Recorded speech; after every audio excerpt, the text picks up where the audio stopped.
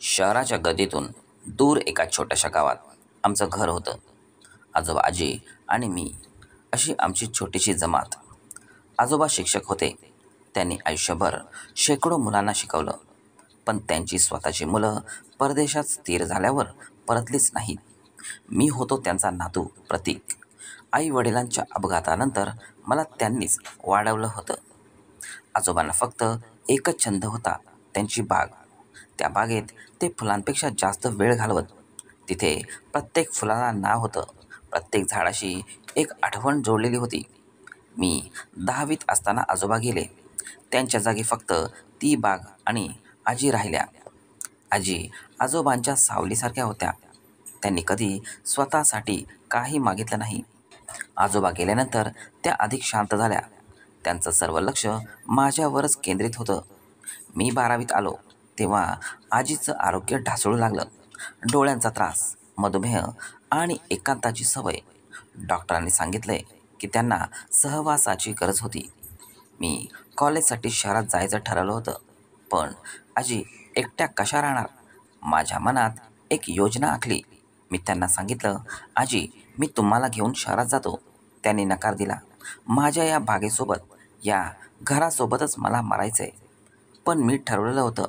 मी त्यांच्यासाठी शहरात एक छोटेसे घर भाड्याने घेतलं आणि त्यांच्या आवडीची फुलझाडं, त्यांच्या खोलीची काही वस्तू घेऊन त्यांना शहरात आणलं. शहरातले जीवन त्यांना परके वाटत होते. 4 भिंती, टी व्ही आणि माझ्या वाचून कोणीच नव्हते. मी कॉलेजला जाई आणि परत येई तोपर्यंत त्या खिडकीतून बाहेर बघत बसायच्या. एक दिवस मी त्यांना एक लहानशी नर्सरी घेऊन आलो, बाल्कनीत लहानशी बाग करण्यासाठी. त्यांच्या चेहऱ्यावरचा हुरहुर कमी झाला. त्या पुन्हा मातीत हात घालू लागल्या. कॉलेजच्या वर्गात मला अनन्या भेटली. ती माझ्यासारखीच होती, शांत, घरातली आणि स्वप्न बघणारी. तिला फुलांची खूप आवड होती. एकदा मी तिला आमच्या घरी नेऊन आजीला भेटवलं. त्या दोघींना एकमेकींची इतकी जुळली की मला वाटलं आजींना एक मैत्रीणच मिळाली. अनन्या नेहमी येऊन आजीबरोबर गप्पा मारत, फुले लावायला मदत करत. वर्ष जात होती. मी नोकरीसाठी दुसऱ्या शहरात गेलो. अनन्याशी प्रेमविवाह झाला. आजी मात्र एकट्याच राहिल्या. फोनवर बोलताना त्या नेहमी म्हणायच्या, मी ठीक आहे, तू तुझ्या कामाची काळजी घे. पण मला माहिती होतं, त्यांच्या आवाजात एकटेपणा लपलेला असायचा. एक दिवस अनन्याने फोन करून सांगितलं, आजींचं आरोग्य बिघडलंय, तू लगेच ये. मी धावत गाडीत बसलो आणि घराच्या दारात आलो. आजी अंथरुणावर पडल्या होत्या. डोळ्यांसमोर अंधारून आलं. त्या हालचाल करू शकत नव्हत्या. मी त्यांच्या पलंगाजवळ बसलो आणि हातात हात घेतला. त्यांनी डोळे उघडले आणि एक अर्धी स्मित हास्य दिलं. प्रतीक, तू आलास? मी काही बोलू शकलो नाही. त्यांनी माझ्या कानात कुजबुजत म्हणायला सुरुवात केली, मला माहीत होतं तू येणार आहेस. माझ्या खोलीत, माझ्या जुन्या अलमारीत एक पाकिट आहे, ते उघड. मी धावत गेलो आणि ते पाकिट आणलं.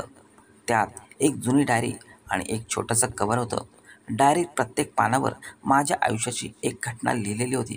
माझी पहिली परीक्षा, माझं पहिलं सायकल चालवणं, माझं कॉलेजचा पहिला दिवस. प्रत्येक लहान मोठ्या आनंदाची नोंद होती. आणि त्या कव्हरमध्ये एक चेक होता. माझ्या आजोबांनी त्यांच्या जीवनभराच्या बचतीतून केलेली बचत फक्त माझ्यासाठी. आजी म्हणाल्या, हे सगळं तुझ्यासाठीच आहे. तू आमच्यासाठी केलंयस ते. आम्हाला कधी एकटं पडू दिलं नाहीस. आता माझ्या जाण्याची वेळ आली आहे. काळजी करू नकोस. तुझ्या आजोबांना भेटायचंय मला. त्या रात्री आजी शांतपणे झोपल्या आणि मग सोडलं ते सगळं आठवणीचा ठेवा. आम्ही त्यांना आजोबांच्या पुढेच दहन केलं. गावच्या त्या छोट्याशा स्मशानात 2 झाडांनी आच्छादलेल्या जागेत. आज अनन्या आणि मी त्या जुन्या घरातच राहतो. आजोबांनी लावलेली झाडं आणि आजींनी सांभाळलेली फुलं आमच्या सोबत आहेत. संध्याकाळी जेव्हा सूर्य अस्ताला जातो तेव्हा आम्ही त्या बागेत बसतो. अनन्या म्हणते, ते पहा, सांजवेळ, आजी आजोबा आपल्यासोबत आहेत. या प्रत्येक पानात, प्रत्येक फुलात. आणि खरंच वाऱ्यासोबत येणारा त्या फुलांचा सुगंध आजोबांच्या कथांची आणि आजीच्या लोरीसारखा वाटतो. कोणीतरी म्हणतं, प्रेम म्हणजे फक्त जिवंत लोकांदरम्यानच असतं. पण माझ्या मते प्रेम म्हणजे ती सांजवेळ, जी संध्याकाळच्या वेळी तुमच्या भोवती असलेल्या स्मृतींची, आठवणींची गंध घेऊन येते आणि सांगते की तुम्ही एकटे नाहीत, कधीच नव्हतात.